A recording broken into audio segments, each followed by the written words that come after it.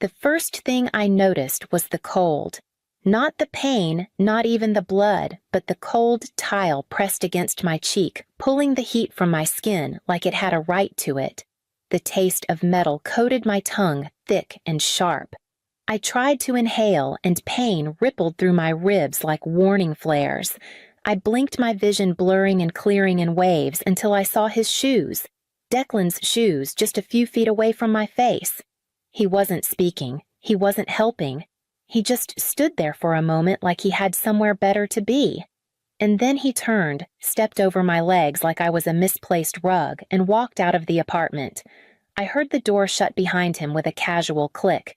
I waited, for footsteps coming back, for Brielle's voice, for anything that would make sense of what had just happened. But the silence stayed.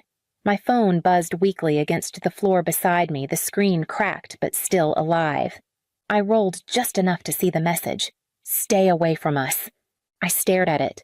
The words didn't sting. They sliced. She didn't ask if I was okay. Didn't apologize. Didn't even pretend to be confused. She had chosen him fully and without hesitation. And in doing so, she had unchosen me. My fingers trembled as I typed back a single word. Done. I didn't cry. Not yet. Something was shifting quiet seismic. It wasn't that I stopped loving my sister in that moment. It was that I stopped asking her to love me back. I sat up slowly, using the countertop to brace myself.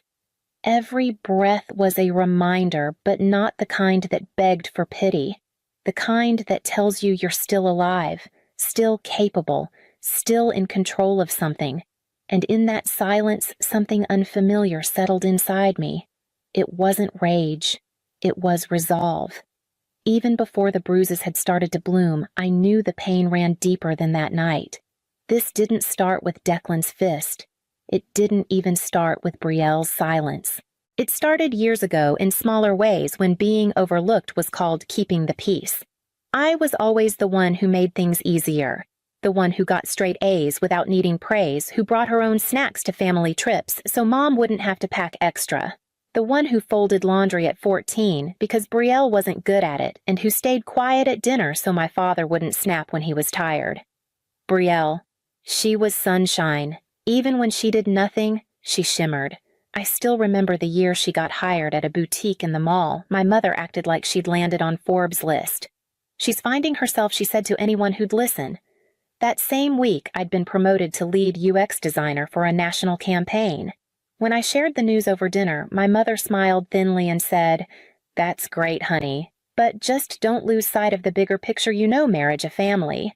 My achievements were fine as long as they didn't get too loud, as long as they didn't make anyone else uncomfortable. When Brielle got engaged to Declan, the whole family buzzed like he was royalty. Finally, Mom whispered to me once, "She's got her future in place. Now we just need to find someone for you." Like I was a glitch needing repair, like my life without a man was an unfinished sentence. That's when it really clicked. I wasn't their daughter. I was their backup plan, their extra set of hands, their emergency contact, the one they could lean on when things fell apart and ignore when they didn't. I let it happen. I folded myself smaller and smaller until all that was left was the version of me that kept everything functioning. But when I felt that tile against my cheek when my sister told me to stay away, I realized something that cracked through years of conditioning I had been built to be forgotten, and I was finally ready to disappear on my own terms. I reached for my phone again this time, not to reply, but to check something else. The mortgage pre-approval was still sitting in my inbox. I scrolled past the highlighted terms, the digital signature field already flagged with my name. I had almost forgotten it was there almost. It started months ago when Brielle and Declan came to me in a panic over their financing. They'd been denied once already. Declan's credit was a mess from 2 previous business ventures that folded within a year. Brielle was freelancing sporadic income and inconsistent tax records. They needed someone stable, solid, a sure thing. They needed me. "We just need your name on the paperwork," Brielle had said, her voice coated in ease like it wasn't a big ask. "You won't be responsible unless something goes wrong. Something always goes wrong." I helped anyway. I sat with Declan to comb through his credit report, walking him through how to challenge the collections and negotiate settlements. I even connected them with a mortgage advisor I trusted. I fronted the move-in deposit when Brielle's first payment was delayed. No repayment plan, no contracts, just faith. Just family. When I brought up my hesitations softly, carefully, Brielle brushed them off. "You're being dramatic. It's just paperwork." Declan laughed and clinked his beer against mine. "You're like the third wheel we actually need." At the time, I told myself it was a compliment. That being needed was a kind of love, that what I gave would come back when it mattered. But standing in my apartment now, ribs aching and face still swollen, I saw every detail differently. Every favor, every signature, every dollar it hadn't drawn us closer. It had tied me down, not as a sister, as an asset. They hadn't just expected me to show up. They'd built their life, assuming I would. I closed the mortgage email and opened a different tab, my bank's login page. The loan wasn't final yet, and my name was still there. It started with a question. That's what I keep coming back to. Just a question. We were standing in my kitchen finalizing dinner plans after looking over the wedding budget together. Declan had suggested cutting the catering team down to just 2 staff to save some cash, even though the guest list had recently doubled. I said gently, "Are you sure that's smart? That kind of corner cutting could end up being more expensive later." Brielle tensed immediately. "Camille, we've got it under control." I didn't press, just nodded. But Declan must have caught something in my face. Doubt, maybe. That was enough. He slammed his palm on the countertop and snapped, "You think just because you make more money, you get to judge everything we do?" I froze. "That's not what I—" He stepped closer. "You think you're so much better than us?" "Always have." His voice was getting louder, hotter. I instinctively stepped back, bumping into the island behind me. I glanced at Brielle, expecting her to say something to diffuse him like she always did, but she didn't.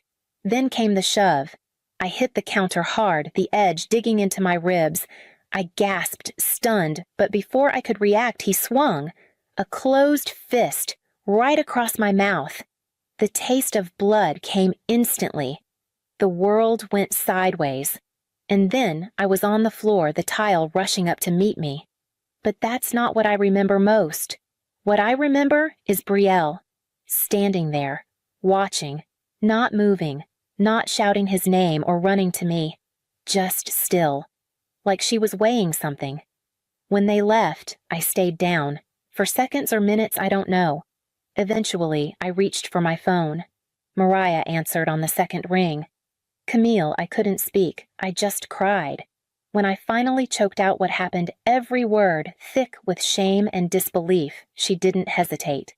"This isn't a misunderstanding," she said, voice sharp with clarity.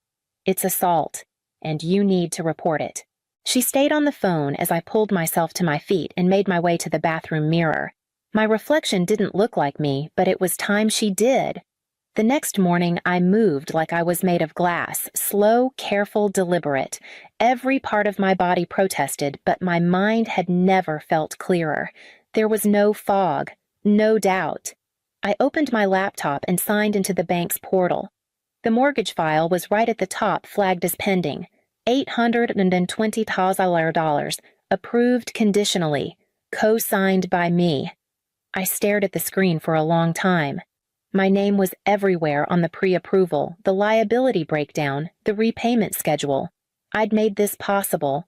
Without me, they were a couple with inconsistent income and a credit history that read like a cautionary tale. I started the revocation process. It wasn't a simple click. It was 3 verification steps, a phone notification, and a warning message in red. This action may result in cancellation of the loan agreement. Proceed only if you understand the legal and financial consequences. I clicked yes. Another pop-up appeared. Are you sure? Yes. Security questions followed. My first pet's name, my mother's maiden name. That one stung. Then came the final screen, a legal form dry and clinical. At the bottom was a signature line. One signature to undo every time I'd chosen to help them over helping myself. I rested my fingers on the mouse. They had expected me to keep giving, to stay silent, to keep my name attached even after they tore me away.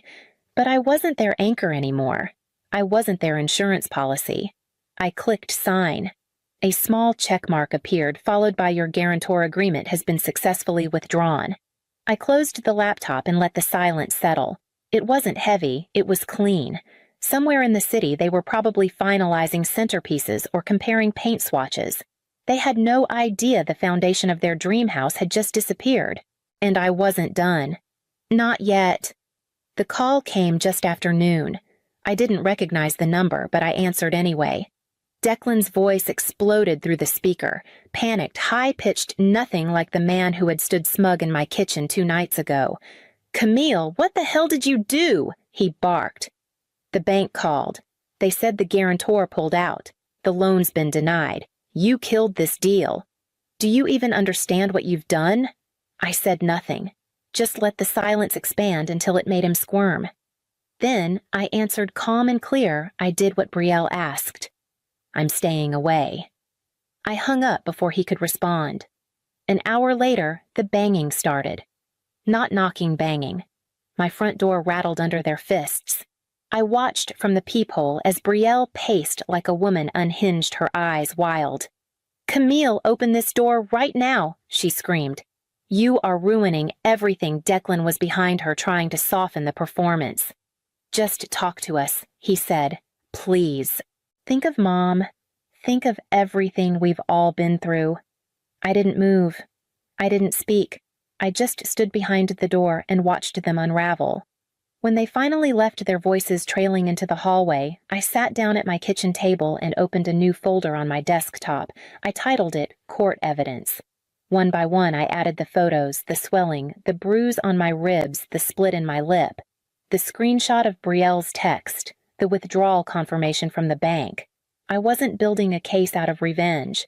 I was building it because I knew people like them, people who'd twist a story until the truth suffocated under guilt and reputation and family ties. But I had something new now. I had documentation. And I had no intention of being quiet ever again. The next morning, my phone rang again. This time, it was my mother. I let it go to voicemail. Then, another call came through. And another. By the 4th, I answered. Her voice came through tight with frustration. "Camille, what is going on? Brielle told me you pulled your name from the loan. Are you really willing to destroy your sister's future over a disagreement?" "A disagreement." I didn't speak. I wanted to ask if she knew about the bruises, about the punch, about the silence Brielle chose. But I didn't, because I already knew the answer. "You've always been so dramatic," she continued. "You push people away and then act like the victim. I raised 2 daughters. I won't let one tear the other down out of spite." I hung up. A few hours later, my Aunt Carol called. I hadn't spoken to her in months. She launched in without even saying hello. "Your mother told me everything. I'm just so disappointed, Camille. Your sister's under stress. The wedding, the house, it's a lot. You should be supporting her, not punishing her." I almost laughed. That was the moment it all crystallized. This wasn't about a punch or a mortgage. It was about roles, ones I was never meant to leave. Brielle was the one who stumbled, and I was the one who stayed quiet. That was the balance they all depended on. They weren't calling to understand. They were calling to restore the order. But I wasn't returning to it. I blocked their numbers and added the voicemails to the folder. It wasn't just Brielle and Declan anymore. It was the whole system. And I was done playing my part in it. The envelope arrived on a Thursday, thick, official, and stamped with courthouse ink. A temporary restraining order, filed by Brielle. I read it once, then again, and still couldn't believe what it said. According to her sworn statement, I was unstable, obsessed, and had violently confronted her out of jealousy. She called me dangerous, a threat. For a moment, I couldn't breathe. Not from fear, but from the precision of the lie. She was trying to flip the script, make me the monster in the very story I'd bled in. But I had evidence. And I had Ayla Connors. My lawyer was sharp, unshaken, and knew exactly what we were walking into. The courtroom was small but packed. Brielle dabbed at her dry eyes. Declan sat beside her, lips tight. My mother wouldn't even look at me. Their attorney opened with practiced sympathy, painting me as a vindictive sister bent on ruining a happy couple's future. They twisted every fact into suspicion, every silence into guilt. And then it was our turn. Ayla didn't posture. She laid out facts. First, the photos, high-resolution time-stamped. My face, my ribs, my split lip. Next, the medical report, blunt force trauma, internal bruising consistent with physical assault. Finally, the footage, grainy, silent, undeniable. The courtroom went still as the video played. Brielle lunging, me shoved backward, Declan watching and walking away. The judge turned to them after a long silence. Petition denied, she said sharply. And consider yourself fortunate Ms. Reyes isn't filing charges. They didn't speak. They couldn't. I didn't celebrate. I just gathered my things, nodded at Ayla, and walked out with Mariah. But the hallway wasn't empty. Not yet. She was waiting for me just outside the courtroom, shoulders tense, mascara smudged like she wanted it to look accidental. Her eyes met mine, and for the first time there was no spark of certainty behind them. Camille, she said, voice low and shaky. Can we just talk? I didn't stop walking. She caught up beside me, reaching lightly for my arm. I pulled back. I didn't know it would get this far, she said quickly. Declan said. She stopped, the sentence collapsing under its own weight. I turned just enough to face her. You stood there. You let him hit me. You watched me on the floor and said nothing, and then you called me dangerous. Cam, I didn't mean you are no longer my sister.